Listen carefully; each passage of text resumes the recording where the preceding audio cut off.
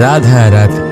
মানুষ সর্বদা ফলাফলের কথা ভাবে, যে আমি যা করতে চলেছি তার ফল কি হবে, তার পরিণাম কি হবে। কিন্তু এর চিন্তা কেন? কারণ কর্ম যদি শুভ হয় তাহলে তার পরিণাম খারাপ হতেই পারে না। শুভ চিন্তা নিয়ে যারা কর্ম করেন তাদের ফলের চিন্তা কিসের?